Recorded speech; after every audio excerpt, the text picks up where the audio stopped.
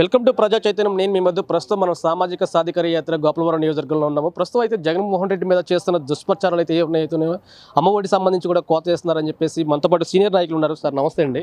నమస్తే సార్ అండి. ప్రస్తుతం చూసుకుంటే ఈరోజు ఈనాడు పేపర్లో చూసుకుంటే అమ్మఒడి సంబంధించి కోత కోస్తున్నారు. అలాగే ఏదైతే పథకాలన్నీ కూడా సంక్షేమ పథకాలన్నీ కూడా తగ్గించి ఇస్తున్నారని చెప్పేసి జగన్ గారి మీద బురద చెల్లుతున్నారు. టీడీపీ అటు వైసీపీ అటు జనసేన ఏమంటారు దాని గురించి?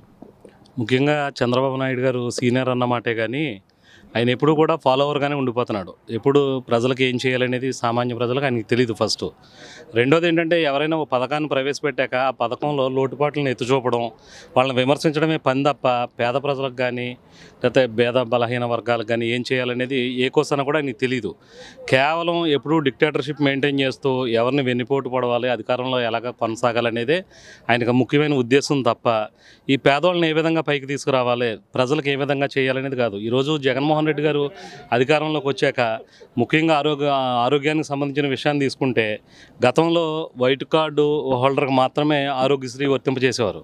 దీనివల్ల ఏంటంటే ఆ ప్రభుత్వంలో రాజశేఖర రెడ్డి గారు ప్రవేశపెట్టారు. దాన్ని తర్వాత 2 సార్లు ప్రభుత్వాలు కొనసాగించినాయి 10 సంవత్సరాల పాటు. అయిన తర్వాత ఈ 10 సంవత్సరాల్లోనూ కూడా వైట్ కార్డు హోల్డర్కి మాత్రమే ఆరోగ్యశ్రీ ఉండేది. దీనివల్ల చాలామంది ధనికులు కూడా ఒక రకంగా చెప్పాలంటే దొంగ పనే చేశారు. అంటే వాళ్ళకి ఆర్థికంగా బలవంతులు అయినప్పటికీ కూడా కేవలం ఆరోగ్య భరోసా కోసం వాళ్ళు దొంగ ఫేక్ డాక్యుమెంట్స్తో వైట్ కార్డు హోల్డర్స్గా ఉండి ఆరోగ్యశ్రీ కార్డుతోటి ఆరోగ్య భరోసా పొందేవారు. కానీ ఈరోజు జగన్మోహన్ రెడ్డి గారు అధికారంలోకి రాగానే దీనికి దానికి సంబంధం లేదు అని చెప్పి ఆరోగ్యశ్రీ కార్డుని సపరేట్ చేశారు. ఇలా కొన్ని విభజించారు, పరిపాలన తీసుకొచ్చారు. తర్వాత గ్రామాల్లో సచివాలయ వ్యవస్థ అనేది చాలా గొప్ప విషయం. ఉద్యోగాలు లేవంటున్నారు. ఈరోజు ఉద్యోగాలు ఒక చిన్న గ్రామం, ఒక ఎంపీటీసీ పరిధిలో ఉండే గ్రామంలో సుమారు 15 నుంచి 20 మంది గవర్నమెంట్ ఉద్యోగాలను క్రియేట్ చేశారు. మనం గతంలో చూసుకుంటే కనుక 3-4 ఉద్యోగాలు కూడా ఆ గ్రామ పరిధిలో ఉండేవి కాదు.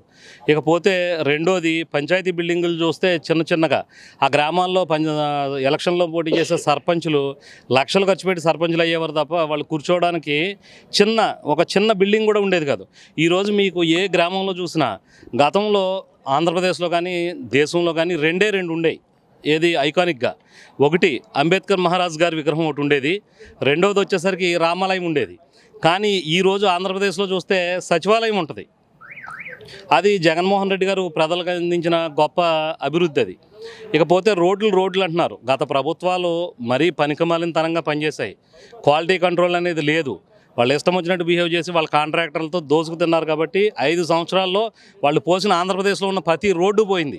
ఈవేళ 1-2 రోడ్లు కాదు, జగన్మోహన్ రెడ్డి గారు అధికారంలోకి వచ్చాక ఈ రోడ్డు 5 సంవత్సరాల పాటు పోయవలసిన అవసరం లేదు అనే రోడ్డు లేకుండా కంప్లీట్ 100% రోడ్లు పోయాల్సిన పరిస్థితి ఏర్పడింది.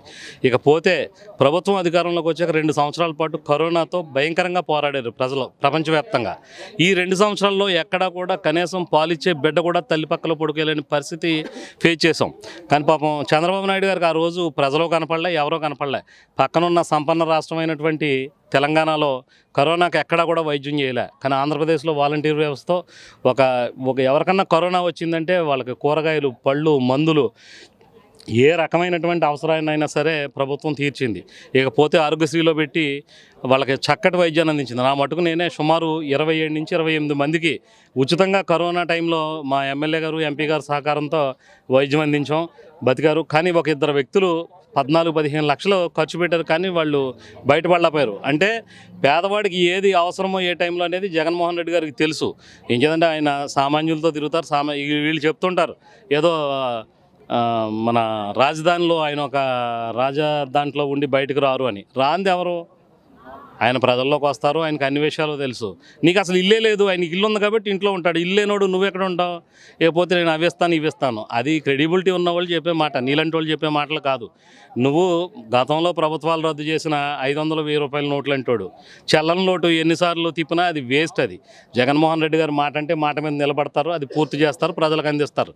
ఈ చంద్రబాబు నాయుడు ఎన్నైనా చెప్పొచ్చు, ఏవైనా చెప్పొచ్చు, ఎందుకంటే అవి తీర్చేవి కాదు, మాట మీద నిలబడే వ్యక్తి కాదు.